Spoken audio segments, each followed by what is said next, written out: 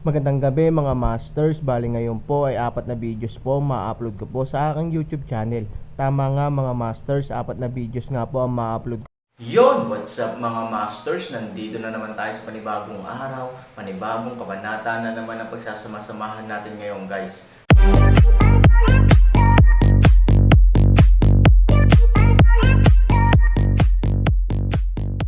Mga masters, okay lang po bang wag nyong skip ang mga ads sa aking mga videos? Salamat po talaga mga masters sa solid na pagsuporta po sa akin. Bali mga masters, kung bago ka pa lang po sa aking YouTube channel, please click the subscribe button, lalong-lalo na po yung notification bell guys, para maging connected pa rin tayo sa isa't isa at maging updated kayo sa mga susunod ko pang video. Bali mga masters, bago natin umpisahan ng kwento ay mag-shoutout po muna tayo para sa mga solid nating tagapakinig. Yun na nga mga masters, no? Bali hindi na ito patagalin. In 3, 2, 1, let's go!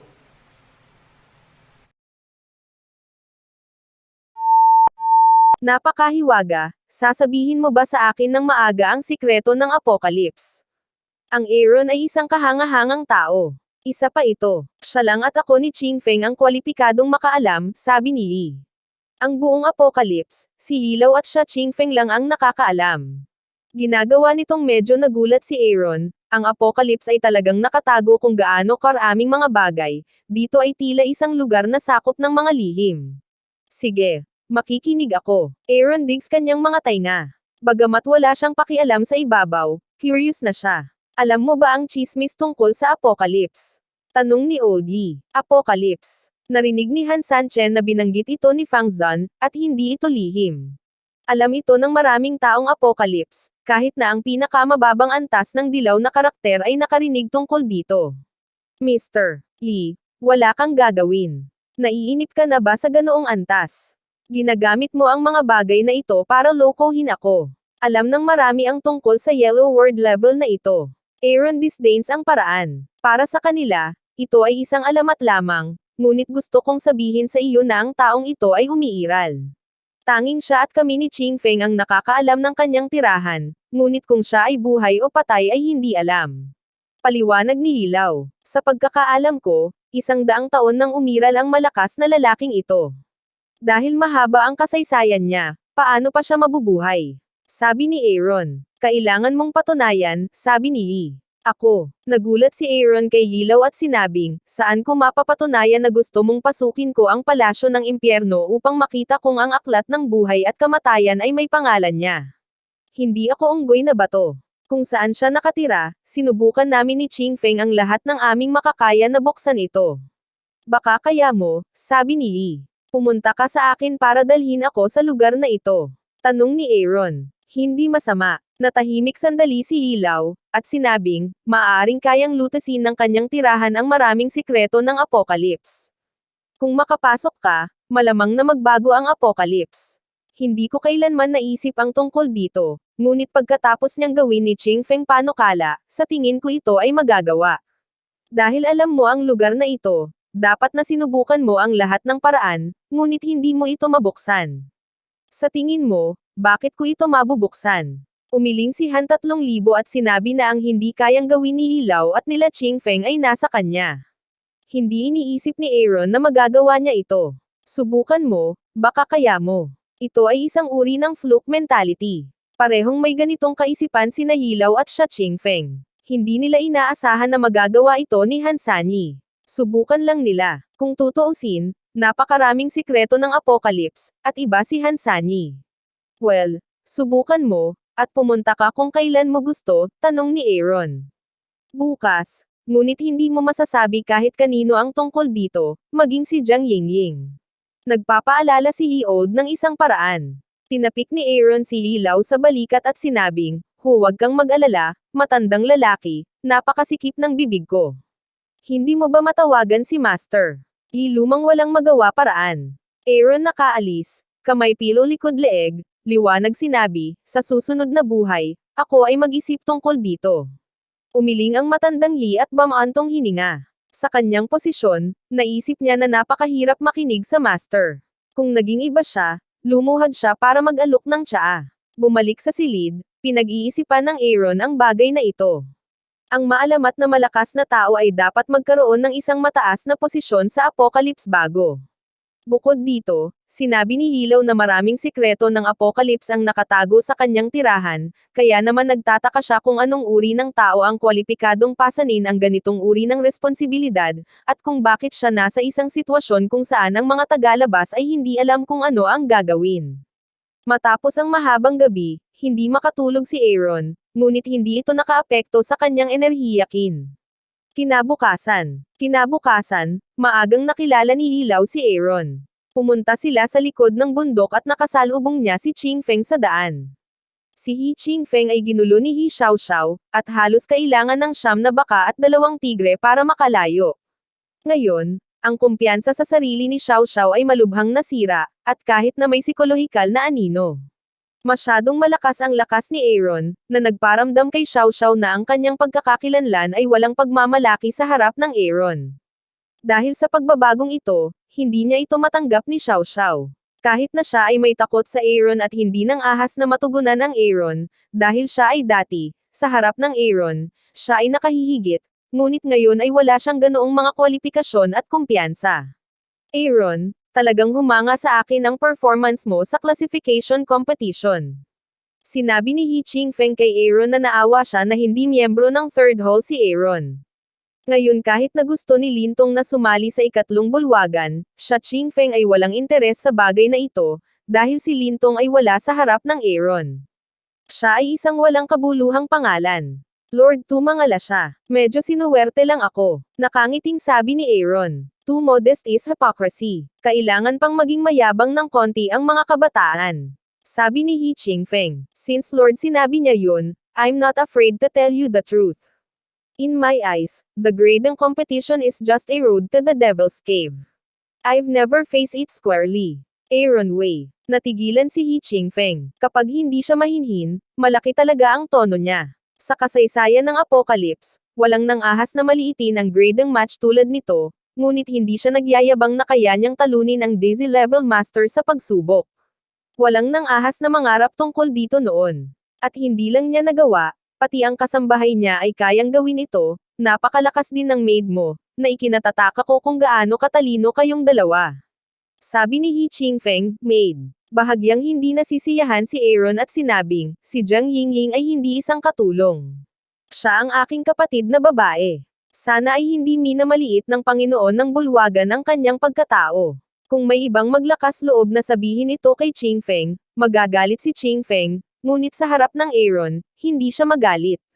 Kung mayroon kang lakas, maaari kang magsalita ng diretso sa pahayag, kahit na siya ang pinuno ng 3 bulwagan. Nakangiti si Old Yi sa isang tabi. Bihira para kay Ching Feng ang sobrang depressed. Hindi niya mahanap ang kasiyahan sa Aaron. Hindi niya inaasahan na siya Ching Feng ay magdurusa ng husto. Aaron, mula nang dumating siya sa Apocalypse, ay tila hindi alam kung ano ang ibig sabihin ng manatiling mababang profile. Ibang-iba ito sa dati niyang estado sa Cloud City. Sa katunayan, ang gayong pagbabago ay madaling maunawaan ng Aaron. Noon, kailangan niyang lunukan ang galit dahil sa takot. Ngunit pagdating sa Apocalypse, isang lugar kung saan ang lakas ang pinakamahalaga, bakit kailangan niyang yumukod upang maging isang tao? 3 tao ang pumunta ng magkatabi, at sa wakas ay dumating sa destinasyon. Sa harap ng Aaron, mayroong isang hubad na tuktok ng bundok. Bukod sa mga bato, wala kahit isang damo.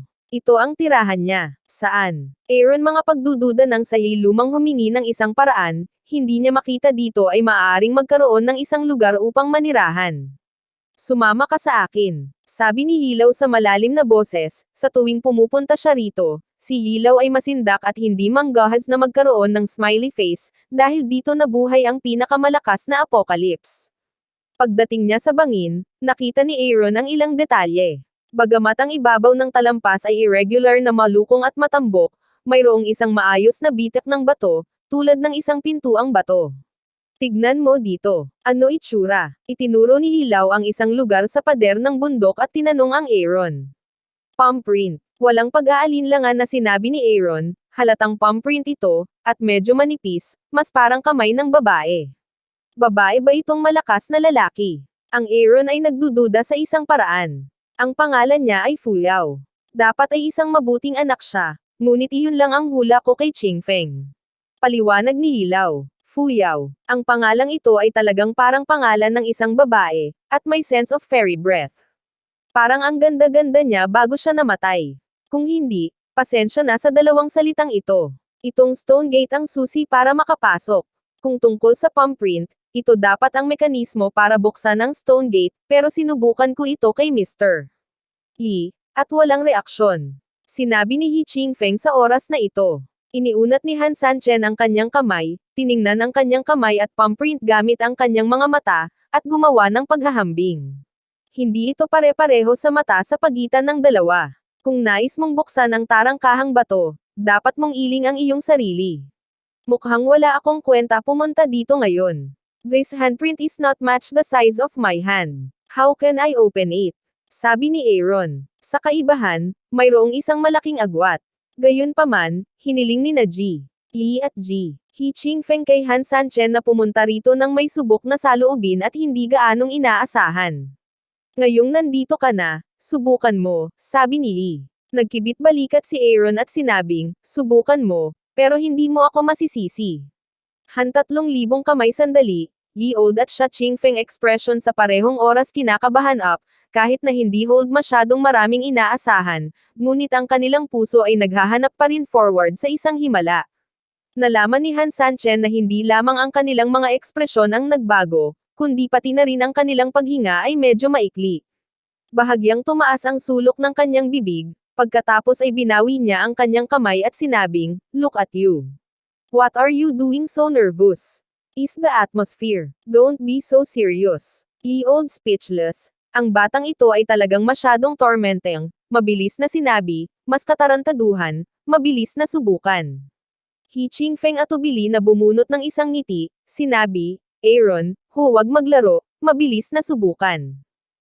Si Aaron ay bamantong hininga, labis na walang magawa na inilagay ang kanyang kamay sa dingding ng bundok. Si Aaron, na walang pag-asa, ay biglang naramdaman na ang pader ng bundok ay tila nanginginig, na nagpabago ng kanyang mukha.